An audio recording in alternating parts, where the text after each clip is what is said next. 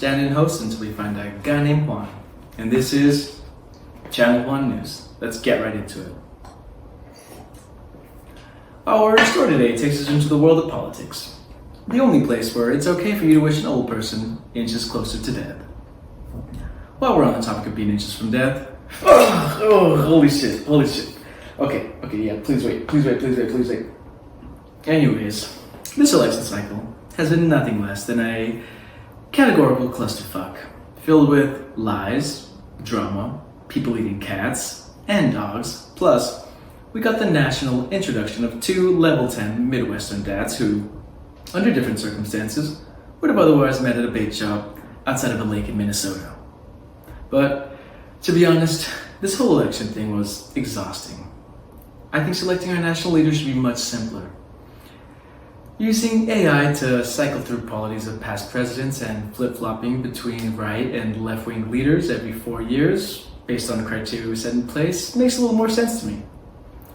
Now, using a promising AI model, we had a simulation made up of that so we could see what that process would look like over the next 12 years. Let's take a look. Waste of fucking money. Let's talk about what happened this election season. RFK Jr., America's crazy, off-the-grid uncle. We don't have to talk about him, but we will because there are a few things you need to know. A long time ago, he ate some bad pork, which gave birth to cute little worm babies, and when they grew up, they went from his tummy to his brain, and over time they ate a significant portion of it, and then died. R.I.P. While driving through a forest area, RFK stumbled upon the body of a dead bear and naturally decides to take it home. Later on, he left that carcass in the middle of Central Park as a prank, sort of like a murderer would. But aside from that, he's a blatant AIDS denialist and has been quoted saying that poppers, not HIV, causes AIDS. He claims not to be anti-vax, but things like his nonprofit, Children's Health Defense, being removed from Facebook and Instagram for spreading medical misinformation, or his advertising of misleading information about vaccine ingredients, or his falsely linking vaccines to various medical conditions like autism might prove otherwise. He's claimed that COVID-19 was a targeted attack on certain ethnicities and wrote a book called The Real Anthony Fauci, where he attacks Fauci, #FauciOuchie, by spreading misinformation about his dealings with HIV and COVID-19 epidemics. Oh yeah, and he's a C-level conspiracy theorist. He's claimed that mass shootings are linked to prescription drugs. Not true.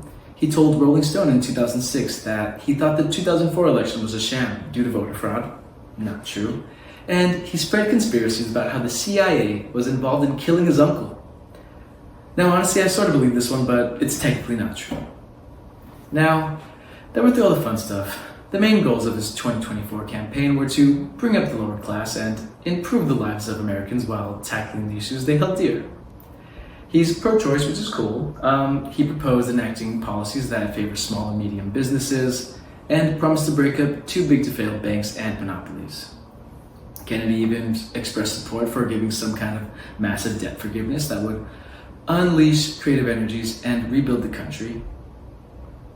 Kennedy wanted to be known as an environmental president, which to me sounds like the title of a scout leader who microdoses mushrooms and refuses to wear shoes, but actually the environmental president vowed to repeal climate initiatives set in place by the Biden administration. He also opposed nuclear power as a clean energy source, but proposed a free energy forever plan, promising to expand the electric grid and provide incentives to state governments to reform the regulatory system altogether. And all that kind of makes me feel like he doesn't give a fuck about the environment. His followers wanted him to be seen as a savior of democracy and that he'd be all the good you like in Biden and Trump without all the bad, except he's still old. And it's possible that a lot of you kind of like the way some of his policies sound, and you wouldn't be wrong. But something that should give you pause if all the shit from earlier didn't, was that his own family didn't want him to be president. And luckily for us, the synapses in his brain was repaired just enough for him to come to his senses, and on August 23rd, RFK Jr. held a conference in Phoenix where, unlike Nick Cannon, he announced that he was pulling out. then almost immediately endorsed Trump for president. And for doing so, he was promised a serious consolation prize, but we'll get into that later. And before I savagely destroy President Biden, aka the world's most powerful geriatric, and former vice president to Barack Obama, let's talk about all the good stuff he's done as president. Violent crimes, especially homicides, fell under Biden. He spent more money than any other president on green initiatives. Disinflation rates soared under the Biden administration. Job growth in Biden's first 3 years outperformed any previous president. Families' net worths climbed as he increased housing and narrowed inequality by bringing a rise in real wages for low-income workers. He canceled up to $1 trillion in student loan debt, and he took the number of uninsured Americans to an all-time low. Now, the bad stuff he's done as president. Inflation rates and gas prices sucked, but I don't know if that was all actually his fault. And to keep it brief on the subject, what the government has allowed to happen in Palestine is an absolute tragedy, and his relationship with Israeli leadership is then and now seriously really questionable. Joe Biden's downfall, much like an avalanche or him making love, started off slow, then went on for just a little too long.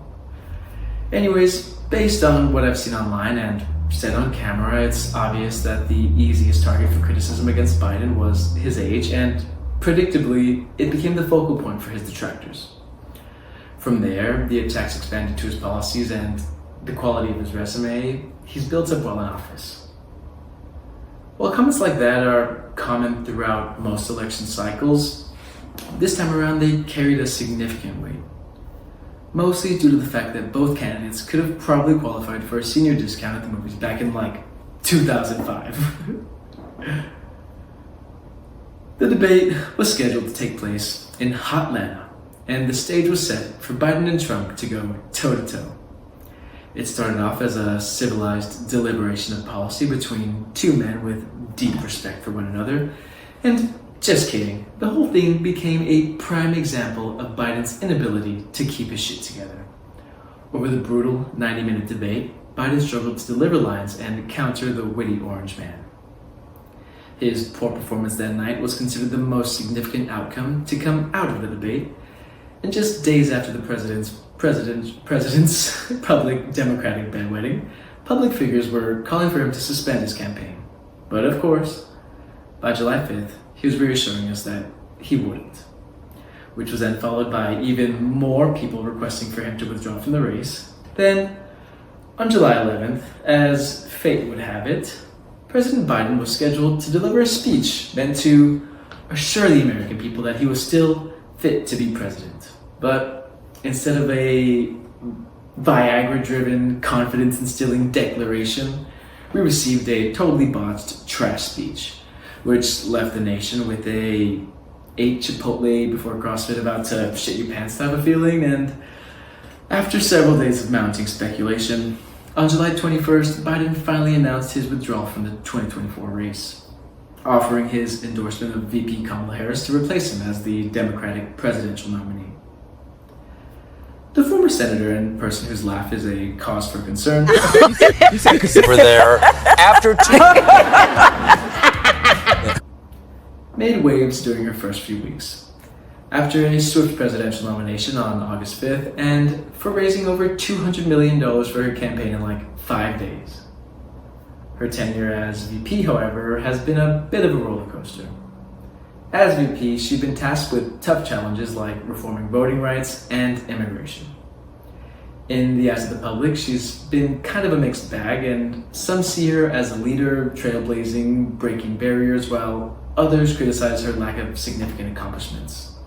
But I just wonder if she'd also get ice cream with Seth Meyers. Kamala Harris announced Governor Tim Walz as her vice presidential running mate, and he was officially nominated shortly thereafter. Their main policy concerns included abortion rights, the economy, labor, the environment, and taxes. The border and immigration were major issues for 2024 voters, and on several occasions, Harris emphasized the importance of fixing the broken immigration system and expressed the need for its comprehensive reform. She supported a border security bill that would have increased detection technology to help intercept drugs and wanted to add 1,500 border security agents. Her plans included an increase in long-term capital gains tax from 20 to 28% and a corporate tax rate increase from 21 to 28%. She wanted to cut taxes for more than 100 million working and middle-class Americans by restoring child tax credits and earned income tax credits, which would have increased post-tax income for the poorest Americans by 18%. She was set on lowering the cost of pharmaceutical drugs and extending the $35 cap on insulin to all Americans. She planned on strengthening the Affordable Care Act, lowering healthcare premiums, improving elder care, and wanted to work with states to cancel medical debt for as many people as possible. Expanding and protecting reproductive freedoms was a huge concern for the VP, and according to these statistics, nearly half the country. Kamala had planned to prevent national abortion bans from coming into law and would have signed any bill passed by Congress restoring the legality of abortion nationwide. She guaranteed the right to intrafertile fertilization (IFV) and warned against the Republican efforts to restrict it. Relations between Israel and Palestine have always been a concern for the West, but as far as Harris's involvement goes, she's been a long-time advocate for a two-state solution and has called for an end to the war in Gaza. As VP, she was one of the first people in Biden's administration to call for an immediate ceasefire, raising concerns over the humanitarian catastrophe for Palestinians, and charged Israel with ending the conflict. In her convention acceptance speech, she pledged as president to ensure the security of Israel, the release of hostages, and the end of suffering in Gaza, so that the Palestinian people can realize their right to dignity, security, freedom, and self-determination. She raised these issues in what she called frank and constructive talks with Israeli Prime Minister Benjamin Netanyahu. She also said, during a visit to Washington in July, that she would always stand up for Israel's right to defend itself, which, okay, they're basically a fucking military superpower, and Palestine is... Another concern for the Harris campaign was creating a federal ban to prevent price gouging on food and groceries. Harris's opportunity economy agenda was framed as a plan to help small businesses and entrepreneurs innovate and grow, and had set a goal of 25 million new business applications in her first term by raising the startup expense tax deductions from $5,000 to $50,000. Her campaign had her very public ups and downs, so I'm sure all of you already know how it ended for her. And if you still don't know what happened in the 2024 election, congratulations, and spoiler warning from a second ago, and even more coming up. Since you've been good, here's a video of Obama rapping Eminem lyrics. I'm nervous, but on the surface I look calm and ready to drop bombs, but I keep on forgetting. Most of his life has been covered by the news or on TV, even from before he was president, so no introduction needed for the original suited-up orange man. No, our suited-up orange man. There we go. And to avoid any shit talkers, I'd like to clarify that I don't know anyone who actually gives a fudge about J.D. Vance. He's weird, so we're skipping him. Moving on to the lighter, more palatable stories from this year's election. On July 13th, while Trump was speaking at a rally in Butler, Pennsylvania, a 20-year-old Thomas Crooks fired multiple shots toward the stage, killing one spectator, injuring two, and wounding Donald Trump. And mere seconds after the first shots were fired, Secret Service agents were able to kill the shooter. Trump was rushed off the stage with a bullet wound to his right ear as his only form of injury. The attempt on Trump's life absolutely shocked the nation and marked a violent turn in an already tumultuous presidential campaign. After clips like this took over the internet, at times Trump tried to emphasize unity, saying division in the country must be healed. I am running to be president for all of America, not half of America. we expected an entirely changed band. Even I had high expectations, but just weeks after narrowly escaping death, he proved he was still the same old goof we know by getting annihilated on stage during an interview with the National Association of Black Journalists. But not before he got a chance to ramble eventually calling Harris's racial identity into question, stating she was Indian all the way, and all of a sudden she made a turn and became a black person. Because, of course, he'd say that. Then, on September 15th, a man named Ryan Wesley Routh was found in what prosecutors called a sniper's nest in Trump's West Palm Beach golf course. He apparently spent months stalking Trump, and one day Trump just happened to be minutes away from the 6-hole green, where Routh's rifle barrel was spotted moving by a Secret Service agent, and he was immediately fired upon. Routh was able to escape, but less than an hour later he would be arrested by police while in possession of a Soviet rifle, ammunition, and bulletproof plates. Unlike the previous attempt, investigators found a wealth of information behind the alleged attempt. One piece of information prosecutors have cited was a letter that Routh allegedly left with a witness who came forward after his arrest. "This was an assassination on Donald Trump, but I failed you," Routh allegedly wrote. "I tried my best and gave it all the gumption I could muster. It's up to you now to finish the job, and I will offer $150,000 to whoever can complete the job." What the fuck? Next up, we have Trump's lawsuits. Not everyone, of course, but we can't ignore the legal drama surrounding him lately. Since he was indicted on charges related to the January 6th insurrection, we've seen rallies, legal battles, and hefty portions of political commentary. It's all a bit much, but really interesting, sort of like watching these bats fuck. The females decide where to roost and who to mate with.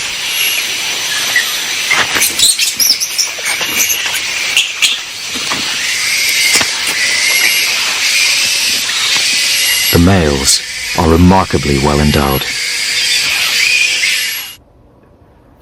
In March, justices allowed Trump to seek another term, despite a constitutional provision barring insurrectionists from holding office. And after a trial lasting 6 weeks, the former president was found guilty of falsifying business records in connection with a payoff to Stormy Daniels, a porn star with whom he allegedly had a sexual encounter.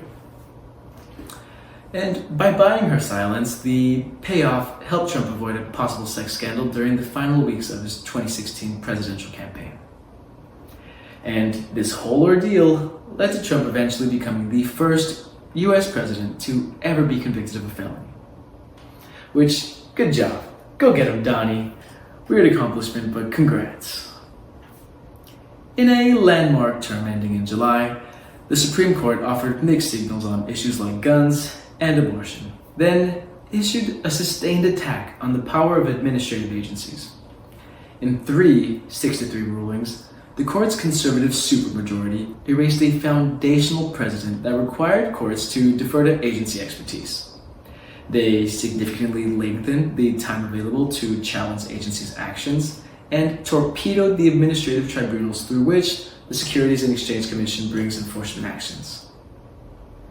It also eventually handed former President Donald Trump a significant legal victory that the court declared where Trump is lame. For real though, they declared him substantially immune from prosecution regarding charges that he plotted to subvert the 2020 election. Trump also won another long-shot victory in July when Judge Eileen Cannon, a Trump appointee, dismissed charges against him for hoarding classified documents in his residence at Mar-a-Lago. She concluded that Smith's appointment was unconstitutional, and the decision has since been appealed.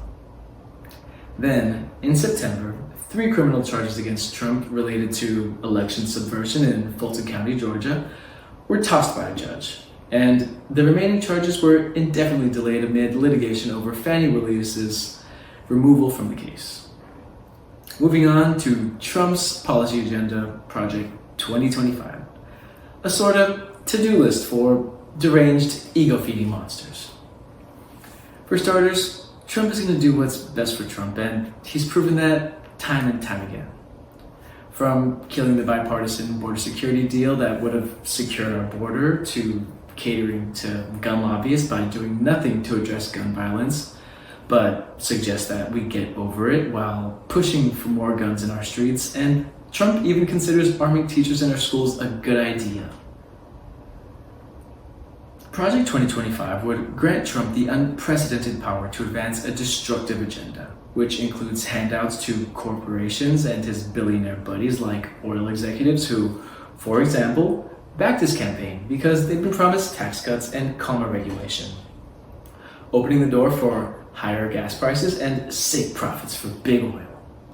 Plus, according to these experts, Trump's economic plans would trigger a recession by 2025, costing America over 3 million jobs and threatening hundreds of thousands of clean energy jobs, and debt could increase by over $5 trillion, which could lead to skyrocketed inflation hurting everyone but the richest Americans.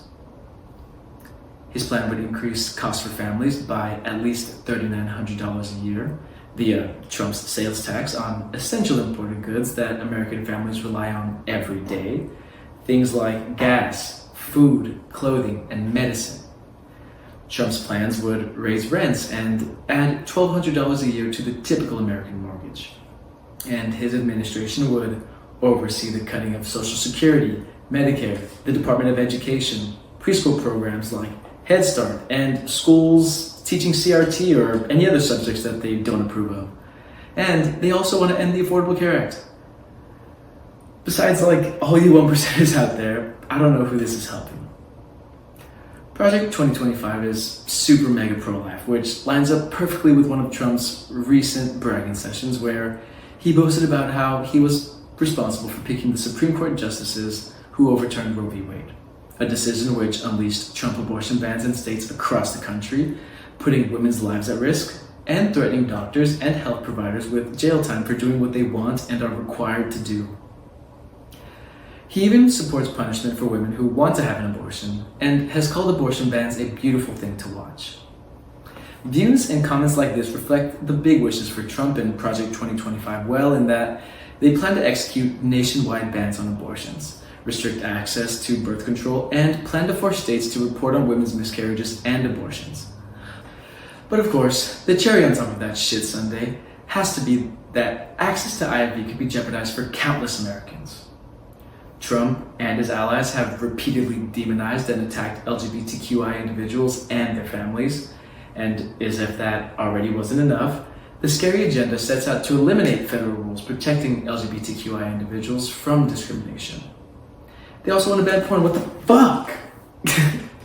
If he chooses to, Trump can implement the Project 2025 agenda to consolidate power and bring the DOJ and FBI under his direct control, giving himself unchecked legal power to go after his opponents and rule as a dictator from day one. Chevron deference, which, by the way, sounds like the type of shame you might feel after getting a boner at a QT, but was actually mentioned earlier being attacked by the Supreme Court. And it's the legal principle through which courts defer to administrative agencies' interpretations of ambiguous laws, granting them significant regulatory authority in areas like environmental policy, labor regulation, and healthcare. Under the doctrine, agencies have broad discretion to interpret laws within their jurisdictions, and a key component of Project 2025 is a hardline approach to regulators, aiming to curtail or even dismantle Chevron deference, paving the way for good old Donnie to appoint figures like RFK Jr. to assume control over federal agencies such as the CDC, HHS, FDA, and NIA, reshaping their missions and policies to his and Don's liking.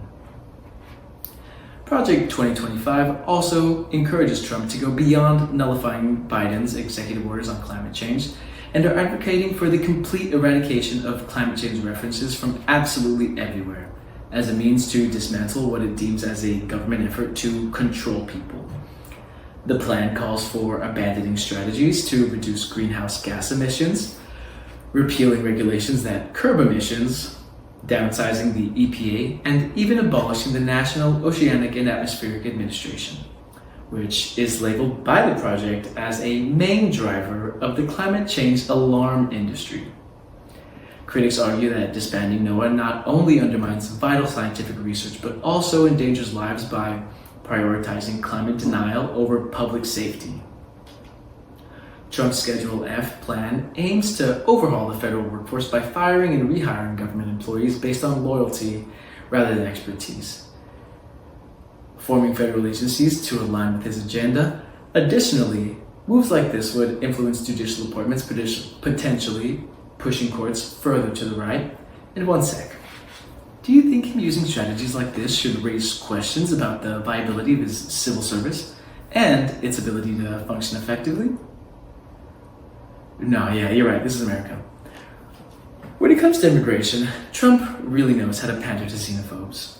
Because if he's allowed to pursue his harsh immigration agenda, he can implement sweeping measures that include separating children from their parents and orchestrating the mass deportation of 11 million undocumented migrants in what he calls the largest deportation operation in American history, utilizing resources from both the military and National Guard in order to complete the monstrous task.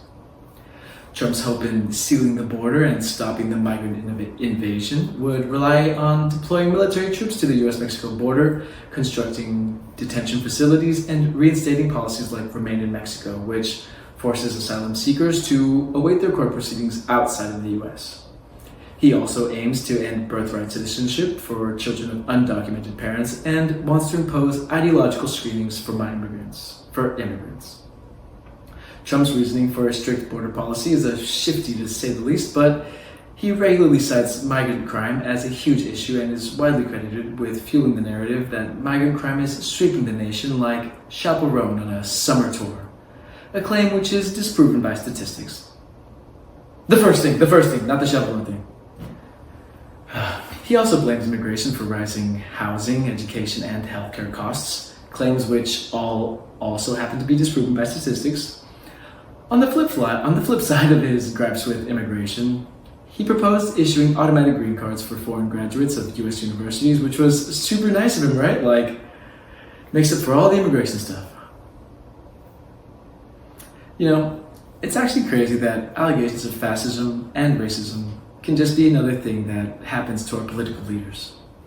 Retired Marine General John Kelly, once Trump's longest-serving chief of staff, stated in an interview recently that Trump certainly falls into the general definition of a fascist, and went on to describe a conversation involving Trump where he wished he had generals like those of Hitler.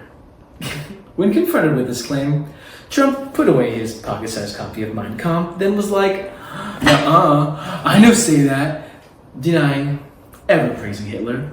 Then publicly dismissed Kelly as a liar and labeled the publication a failing institution. Shortly after, we'd all collectively moved on from the Trumpiest story ever. Like a thief in the night, the 2024 Trump campaign reignited concerns with its rhetoric on anti-white racism, which now threatens to undo decades of progress on racial equality and civil rights.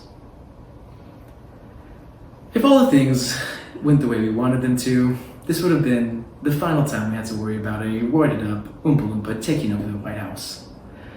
But does that even matter? Because before it was even over, Trump was already refusing to accept the results of the 2024 election if he'd lost the second time. This election, like me, took a toll on many of us. And after months of seeing politically driven news stories, ads, texts, emails, and receiving calls which were immediately sent to voicemail, it was nice to sort of find solace in something as simple as dropping off a ballot and walking to my car. But then November 5th came along, the polls closed, unintentionally packing up those once familiar feelings of solace, and as the sun rose on the 6th, I felt a massive weight lifted from my shoulders, only to realize it be replaced by that gentle pressure of a donkey's wet nutsack. In all seriousness, this race could have been a lot closer, and if you want to make changes, you have to participate in any election you can. Big changes come from small incremental shifts, and over time, we can move mountains. And that's our show. See you next time. Peace out.